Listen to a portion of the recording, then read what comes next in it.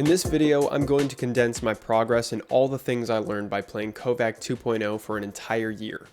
You'll learn how I went from a doo-doo baby stinky gamer into one of the top 2% of players in Kovaak 2.0.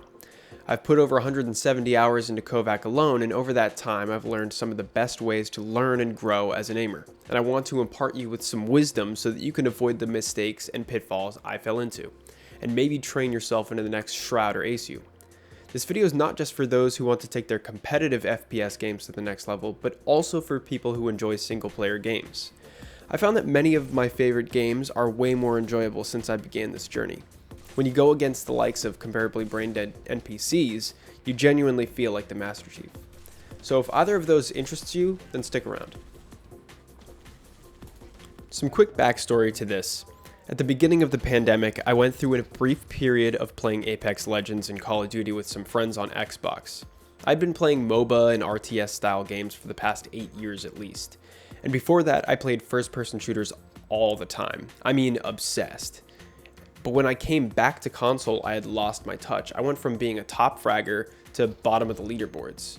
To be frank, I had a huge ego from those early years of FPS gaming, and it killed me to once again be bad.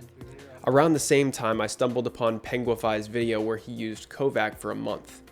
I wondered if it was possible to get the same results using a controller. I got Kovaak and began grinding. I didn't immediately track my progress, but I started to get good on controller again, and fast. Around this time, I got very interested in Valorant, and I wanted to transition my FPS skills from controller to keyboard and mouse. My baseline for keyboard and mouse, despite being worse than average, was actually way better than my controller aim. Part of this is due to the fact that Kovaak's is not designed for controllers and offers no aim assist. But that was okay when I was training for controller because it made me feel like a god when I did have aim assists. So, even if you're a controller player, I think many of these topics might be useful to you if you have a spare PC that can run Kovaak's. I read plenty of posts and articles on how to improve your aim and what scenarios to do to get better.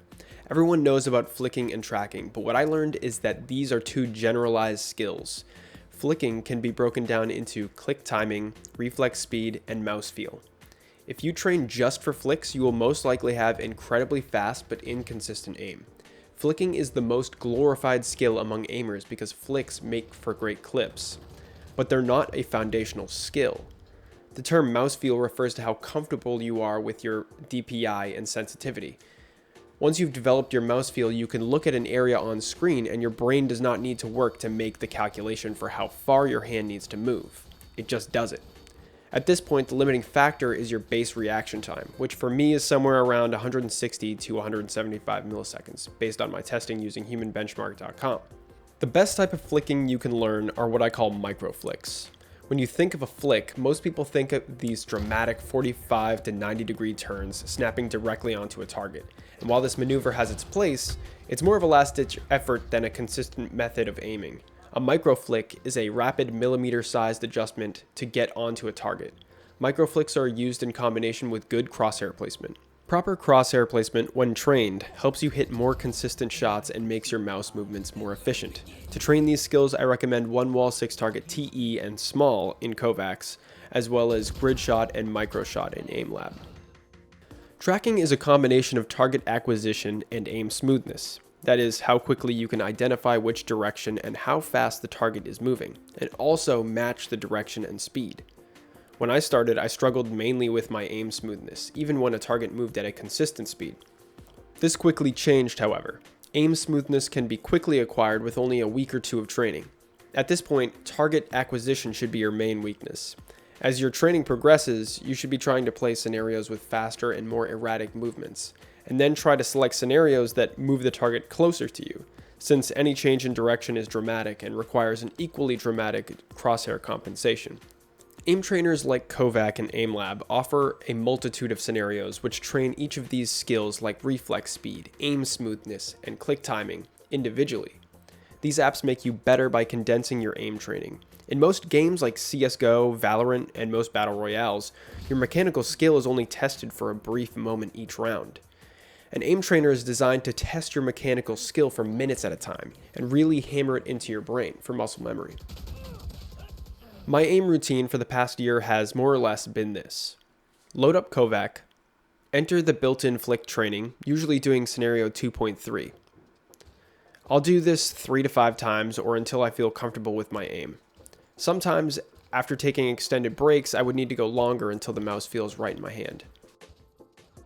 After the warm-up, I move to the sandbox where I do each of these scenarios 3 times and record my best score.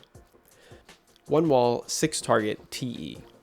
This trains click timing and flick speed. 1 wall, 6 target, small. This trains click timing and flick accuracy, and is also great for learning micro flicks. 1 wall, 5 target, pasu track. Trains tracking in both the X and Y axis. Kata IC fast strafe. This simulates an enemy performing evasive maneuvers in the X, Y, as well as the Z axis. This one is great for target acquisition. Kata IC long strafe invincible. This simulates longer, more consistent movement seen in Battle Royale parachutes, enemy jump arcs, or vehicle movement. Pat target switch. This trains your ability to track an enemy until they are killed and then immediately flick to a new target. This routine worked very well for me and I'm still continuing to improve. However, it's important to try and recognize which skill you're beginning to stagnate in and try to consistently challenge yourself with harder and harder scenarios. The first 2 months on paper were by far the most effective months of training. I saw my results go up anywhere from 12 to 50%. However, these improvements were compared to my baseline, which was below average in most of the core skills. Also, obviously there was a direct correlation to the number of days I trained and how much my score improved. For the first 9 months, I averaged 15 days of training per month. During my training, there was a period of time during late December and January where I didn't train much at all. I'd skipped training before playing games, which was my normal routine. I didn't think it negatively affected my performance in the games I was playing at the time, but I wasn't improving, which in retrospect was a mistake. Relatively speaking though, I really felt those first month gains. I became a much more confident player in every FPS I played, and if you were going to train your aim, I would say that 2 months is probably the average time it will take you to reach your plateau. On the topic of plateaus, I definitely felt my progress slowing by the 3rd month, especially when compared to the first 2, but I kept reminding myself that I was making progress, even if my average scores only increased by 1%. That was still an increase. At this time though, I wanted to know what extraneous factors might be hindering my growth. I tried changing the time that I trained, I ate probiotics, I listened to different genres of music while training, I monitored caffeine intake, I even took omega-3 supplements. My conclusions on these are that it's best to train during the day when you're at your peak wakefulness. Training late has the benefit of exercising the neurons before bed, which according to some studies, dreaming about an activity can improve your performance. But I found that my reaction time was 10 to 20 milliseconds slower on average. Probiotics increased positive attitudes around training. This is probably due to the link between gut health and mental wellness, but I don't think it gave me a competitive edge other than motivating me to train every day. Caffeine studies were inconclusive. As somebody who drinks roughly 150 to 200 milligrams of caffeine per day, I can't study the true effect of someone who doesn't drink caffeine. But caffeine withdrawal had a negative effect on mental acuity and mood. Music, I would imagine, is a personal choice for most people. I tried classical, lo-fi, heavy metal, rap, and EDM. I found that the genre didn't matter so much as the BPM. This high BPM music gave me a perception that my brain was working faster. I don't have hard evidence of this, but I hypothesize that our neurons fire at a fairly irregular and relaxed pace, but that the high BPM music forces your brain to fire faster and more consistently to keep up with the acoustic stimuli, having this effect of overclocking your brain. I ended up sticking with a drum and bass playlist, which kept my perceived energy high. I'm currently still taking omega-3 supplements. Besides their other known benefits like reducing joint inflammation and increasing cardiovascular health, they're also believed to play a key role in supporting the fluid membrane structure integrity in our brains. These fats form the myelin sheath on axons, which help the neurons carry its signal, insulating and promoting connectivity in the brain. Many of you might be wondering if there are any quick tips to getting better. Are there any shortcuts? The answer is yes, kind of. Lower your sensitivity. As somebody who used to play with roughly 4 inches of mouse pad, I had my DPI cranked to 1600, and a sense that was also quite high. Having a high sense means that you need to try and commit these insanely small movements into muscle memory. When you lower the sense, you can think of it as moving the motion up your arm. A high sense is in the fingers and wrist, a medium sense is in the wrist and the elbow, and a low sense is in the shoulder and elbow. Granted, this is a gross simplification because even on a low sense, you're still using your wrist and fingers. But I found that going from a high sense to a low sense gave me a better feeling of control and consistency.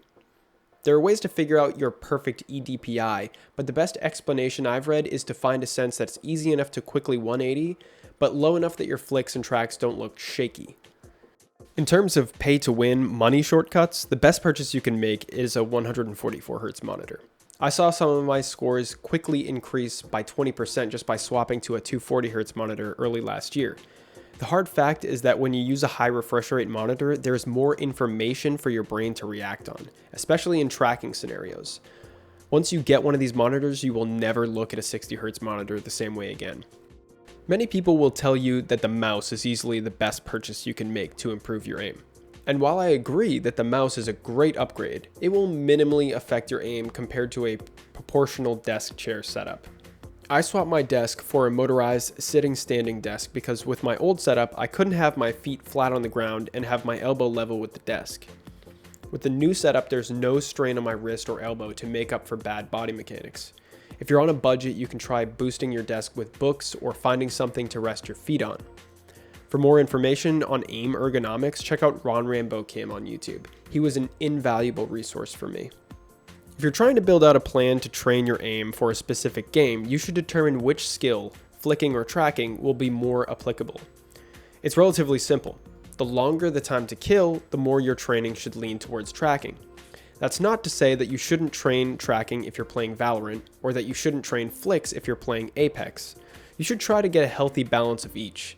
Another thing to note about aim trainers is that while mechanical prowess will get you very far in some games, ultimately, game sense will take you to the next level. Every FPS has so much more to it than just putting your crosshair on the enemy. Your positioning, movement, and strategy are all elements that can't be trained in Kovaaks. If you don't want to spend any money, Aimlab is great. It's got almost every type of scenario you might need to practice and improve your aim. If you feel like shelling out the extra cash, Kovaak 2.0 comes with hundreds of custom scenarios which you can alter to your heart's content. This means that you can find scenarios for every type of aim style and also custom built ones that mimic certain games. That said, I highly recommend any kind of aim trainer. Even if you only practice for 5 minutes each day, I can almost guarantee that you'll begin to see an improvement. And at the end of the day, self-improvement is all that matters. I hope you enjoyed this video and maybe learned a thing or two. If you made it this far, drop a like and consider subscribing. I'm K-Dad, and this has been my journey through a year of aim training. Take it easy.